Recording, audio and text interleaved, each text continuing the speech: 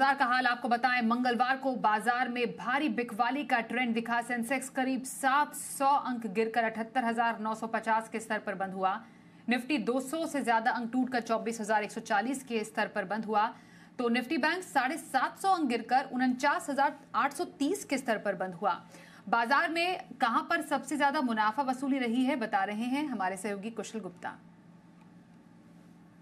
जी, तो ग्लोबल बाजारों में चिंताओं के बीच आज हमारे बाजार ऊपरी स्तरों से गिरावट का ही मूड माहौल बनाते हुए नजर आए, जहां पर आप देखिए तो निफ्टी में ऑलमोस्ट 1% तक की गिरावट आती हुई दिख रही थी। साथ ही बैंक निफ्टी भी लगभग 1% से ज्यादा की गिरावट दिखाते हुए नजर आया। सेंसेक्स पर भी दबाव आपको देखने को मिला एंड अक्रॉस द बोर्ड आपको स्मॉल कैप और साथ ही मिड कैप के काफी सारे स्पेसेस में गिरावट ही देखने को मिल रही थी। निफ्टी में गिनने वाले शेयरों में बीपीसीएल समेत टॉप लूजर्स में HDFC bank, Shriram finance, HDFC life जैसे स्टॉक शामिल थे। साथ ही दूसरी तरफ गेनिंग ग्राउंड्स में चुनिंदा काउंटर्स ही थे, जिसमें Titan, Apollo hospital, doctor Reddy's जैसे स्टॉक्स आप में देखने को मिले।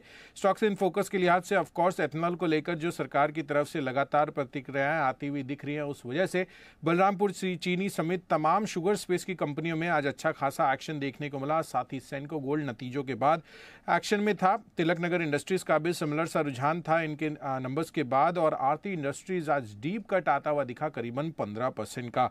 मिड कैप लूजर स्पेस में दीपक नाइट्राइट समेत ओबरॉय रियल्टी, गुजरात गैस जैसे स्टॉक्स पर दबाव था, और मिड कैप गेनर्स के पर्सपेक्टिव से आप देखेंगे तो Fortis health care, PB fintech जैसे स्टॉक्स में आज हरे निशान में भी कारोबार होते हुए दिखे। But all in all market की जो ब्रेड थी वो गिरावट की तरफ ही थी, और एडवांस डिक्लाइन रेशियो के हिसाब से भी यहाँ पर डिक्लाइंस का फेवर ज़्यादा था आज के बाजार में। अब देखना है कि कल मिड वीक सेशन है, इनफैक्ट ट्रंकेटेड वीक भी है, तो उसके पहले बाजार किस तरह से ट्रेड करते हुए नजर आते हैं, ये देखना काफ़ी इंपॉर्टेंट होगा कल के दिन में।